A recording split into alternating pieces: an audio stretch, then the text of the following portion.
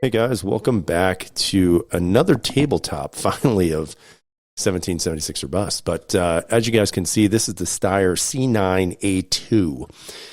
This gun I was super excited about because I am a huge Steyr fan, as many of you know if you are a follower of this channel. I've owned the S9, the M9, the L9 A1s. I've shot the M40. And, just always loved the gun. When the A2 finally came out in the M series, or the L series, actually, I was able to get a hand on that gun from Steyr. But overall, my experiences with Steyr have been overwhelmingly positive. Not a lot, if anything, negative at all to say about these handguns because they've been extremely well put together, extremely reliable, and never had any issues until this one. So this one I'm a little bit iffy on for a couple of reasons. But before we get into that, I'll talk about what I felt overall about the shooting experience and then kind of go into what the problems were for this particular model.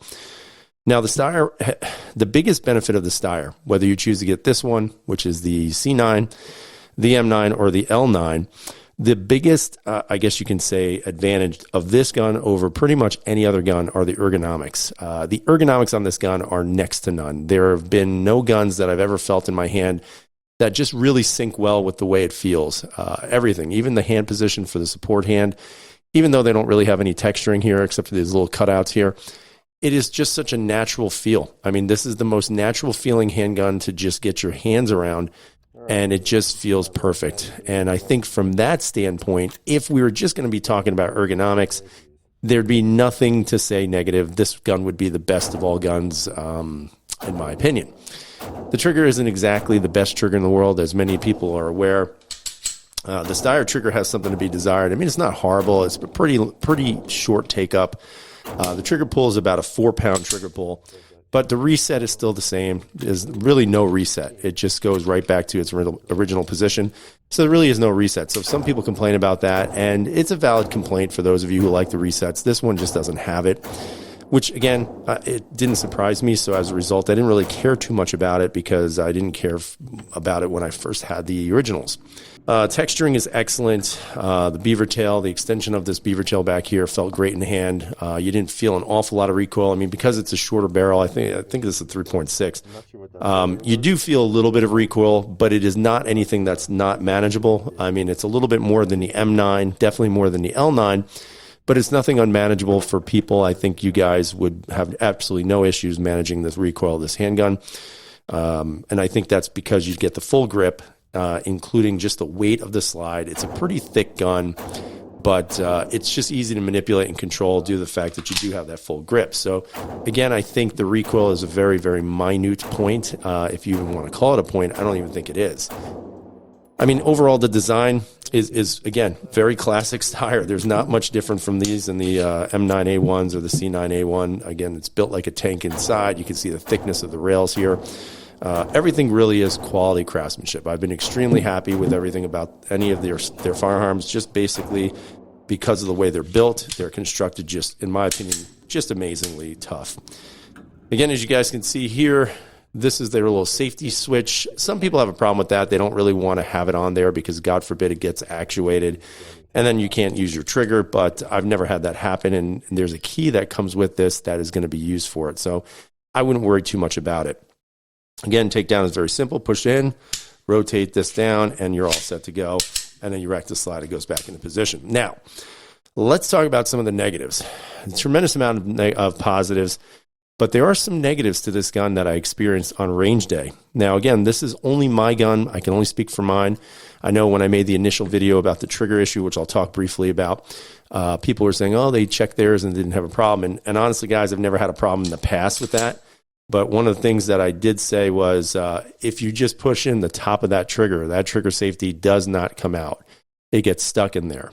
So again, you just tap it and it comes right out, and you just push it in the top, Now, of course, some would argue, well, you're not going to really be shooting from the top here. Your pad of your finger really is going to drive through here. But you never know. Some people might shoot like that, and I don't know how or why they do it, but that's the way they do it. And you can see it's very easy to do. It's not very difficult. And that does allow the trigger to be fired. So again, the trigger safety is kind of a moot point if that's what's going to happen. So that was the first thing I found. Actually, I should say it's the second thing I found. When I got the gun home, I was dry firing a little bit. And again, I just noticed, wow, that doesn't look too right. You shouldn't be able to just, touch right there and lock that safety trigger back, or the trigger safety back like that. So that's not a very good thing. Now, the first thing that I found with the gun is I shot 100 rounds through this. And I'm going to lead off by saying, me personally, I think it was the ammo. Not exactly sure it was this handgun. So what I noticed when I shot the gun, everything was going well. I only shot 100 rounds because I took 450 rounds with me, and I was trying to kind of space it out in between several handguns. But only 100 rounds through this, it was 99% perfect, no issues. And then there was one round where the gun and the slide racked back, new round was put into the chamber. The trigger was dead, and then the round was actually stuck in the chamber. So I tried to do the tap, and then the rack. The problem is that the slide was stuck in position. So I actually could not rack the slide at all. I actually was able to, I pulled the magazine out, carefully disassembled the slide. I can do it on camera without looking at it, and dropped it on the table like that, making sure obviously it was downrange. Inspected the internals, nothing was going on in here. Turned the gun over on the table, and I checked on the inside. I removed the recoil spring. I could not get the barrel out because the actual round was, you can see there's a little hole there, but the round was still inside that chamber. So something happened. I'm not sure what it was. Now, it was UMC Remington. I'm not saying it's a terrible piece of ammunition, but I've had some unlucky days with that type of ammo. But, when you bring 100, you shoot it, right? So what I had to do was I actually had to tap the slide pretty hard like that on the table that I was shooting near. And ultimately, I took this, I put the slide back on, and I gave it a good haul back, and it finally was able to clear the round. I did inspect the round. The round didn't seem out of spec, but there is that possibility that it could have been. After that, I shot another, I think probably good, maybe like 40 rounds after that. So it probably happened around 60 something, who knows, something around that ballpark. And after that, it was flawless. So I'm not sure what it was. Do I think it's a gun issue? I don't think it was made by the gun. I think it was the ammo. But nonetheless, that is what I consider a catastrophic failure, because if you are using your handgun and you go to shoot it for the reasons these were created, and it doesn't go boom, and then you can't do a tap and a rack to try to clear the round in there, that could be a problem. That could actually cause you to lose your life, and that doesn't make me feel too good. So I did contact Steyr. I actually reached out to them. I spoke to a gentleman at Steyr who couldn't really give me any answers at that point. Their lead gunsmith was actually not there. He's on vacation. So they said he would reach out to me this week, which I'm going to see what happens with that.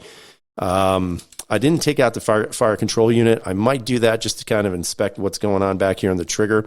There is a spring back here, so could it be an issue with the spring and maybe the placement of the spring that's not allowing this to bounce back? It may be that, or maybe the spring just doesn't have enough tension on it to push it back out. I'm not exactly sure on that one either, so I'm going to wait to hear what they have to say. Obviously, I love the gun. I love Steyr's, and I'm not going to lose hope just yet. Hopefully, this doesn't come out to be like another Caracal, but I doubt it, and we're going to wait and see. But I mean, overall, the shooting was great, with the exception of that one bad thing, and then obviously with the trigger safety. So right now, if I was going to recommend this, I probably wouldn't just yet. Some people obviously have had flawless runs. My L9 A2 that I was able to test out for Steyr was great. I know a lot of people have been getting the M9 A2s and they haven't had any issues with it. I haven't heard much about this one, but right now I'd probably stay away from this one right now. Just, that's just my own opinion because obviously of what happened. If I could do it again, would I buy C9? Maybe. I'd probably go with an M9, but I did like having the short slide with the longer grip. It does feel really balanced really nicely. But overall, I do like the handgun. Very happy with the handgun, but it's going to have to go through some more rounds before I could actually truly trust the gun, and I'll see what Steyr says. So I'll keep in touch with you guys. I'll let you know by some brief videos what the outcome is on that. If you have any questions or comments, please leave them down below. Give the channel a thumbs up if you choose to. Obviously, hit that subscribe button. And guys, I appreciate your time. As always, freedom is never free.